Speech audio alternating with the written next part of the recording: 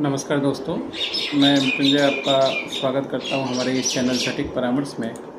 और आज हम लोग बात करने वाले हैं नो जीएसटी के बारे में। एक नो जीएसटी बोल के एक अभियान चल रहा है जो बेंगलोर और कर्नाटका में चल रहा है।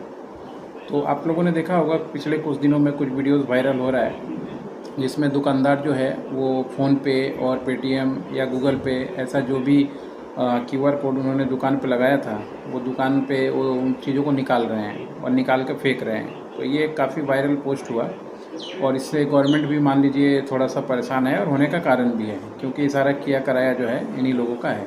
अब होता क्या है, देखिए गवर्नमेंट ने क्या किया है कि 2021 से 2024 के बीच में ये जितने भी ट्रांजैक्शन हुए हैं थे बेंगलोर सिटीज़ में, जिसमें सब्ज़ी बेचने वाले या चावल बेचने वाले या छोटे मोटे जितने भी व्यापारी थे उन लोगों को जीएसटी का नोटिस भेजा गया। अब ये नोटिस काफ़ी अच्छा खासा भेजा गया था। इसमें एक देखिएगा, शंकर गौड़ा हादीनमन नाम के एक व्यक्ति थे जो सब्जी बेचते हैं, उनको 1 करोड़ के आसपास 1,63,00,000 का नोटिस भेजा गया। अब ये 2021 से 24 के बीच में जो ट्रांजैक्शन हुआ उसके हिसाब से वो भेजा गया। अब व्यापारियों का कहना है कि इसमें बहुत सारे ऐसी चीज़ें हैं जो उनके खुद के भी लेन देन हैं, खुद के भी काम हैं, और सब्जी पे बहुत जगह पे आप अगर ऑफलाइन बेचते हैं तो उस पर कोई टैक्स भी नहीं लगता। तो फिर ये इस तरीके का जीएसटी का नोटिस किस हिसाब से भेज रहे हैं। और इसलिए गवर्नमेंट ने क्या किया कि नो जीएसटी बोल के एक अभियान चला रहे हैं कि आप अपने जीएसटी के बारे में जानिए, और लोगों को समझाने की कोशिश कर रहे हैं। क्योंकि मान लीजिए एक बड़ा मुद्दा है, अगर अगेंस्ट हो गया तो गवर्नमेंट या वोट से सीधा असर इसका हो सकता है। अब सिद्धिरमैया ने, वहाँ के जो सीएम हैं, उन्होंने भरोसा दिलाया है कि अगली जो जीएसटी काउंसिल की बैठक होगा उसमें वो इस विषय को लागू रखेंगे। और उन्होंने फिक्की बोल के जो ऑर्गेनाइजेशन है उनके साथ मीटिंग भी किया है। और नोटिस कितना भेजा गया, 9,000 लोगों को लगभग समझिए, छोटे व्यापारियों को नोटिस भेजा गया है। तो लोग थोड़ा घबराए हुए थे और उन्होंने जो है आज 25 तारीख, आज 25 है, 25 को बंद बुलाया है। और बंद बुलाने के बाद मान लीजिए गवर्नमेंट थोड़ा वहाँ का जो मजदूर संगठन है केकेपी, ऐसे बहुत सारे संगठन हैं जिन्होंने बुलाया है।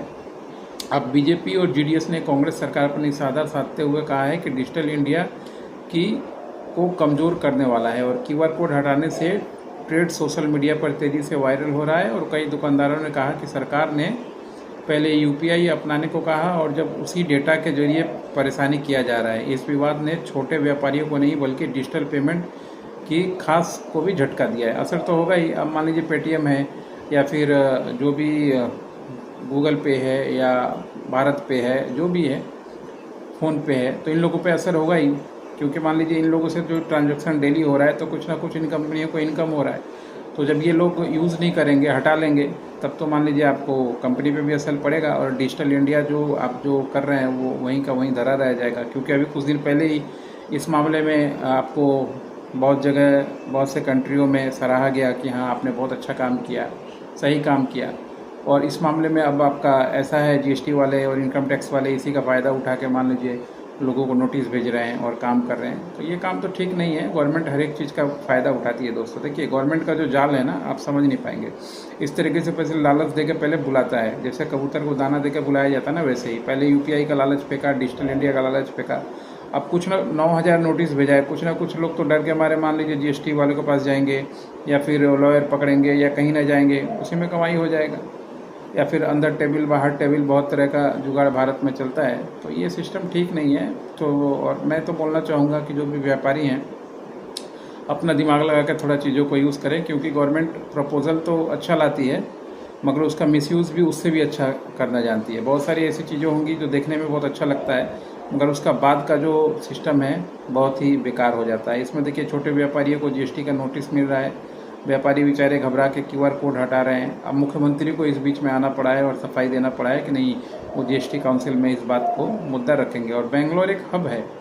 बेंगलोर, हैदराबाद, कोलकाता या मान लीजिए मुंबई, दिल्ली, ऐसी जगहों में जब कोई घटनाएं होती हैं राजधानी में तो उसका असर पूरा इंडिया पे होता है। बहुत सारे लोग ऐसे शहरों को फॉलो करते हैं, देखते हैं कि उनका क्या हो रहा है, नहीं हो रहा है। तो इससे असर पड़ेगा ही पड़ेगा और लंबा असर पड़ेगा। और गवर्नमेंट को ये सब कार्यस्थानी बंद करना चाहिए। जो इनकम टैक्स का काम है, जहाँ काम करना है वहाँ तो करते नहीं है, खुद में चोरी कर करके इतना कुछ करते हैं।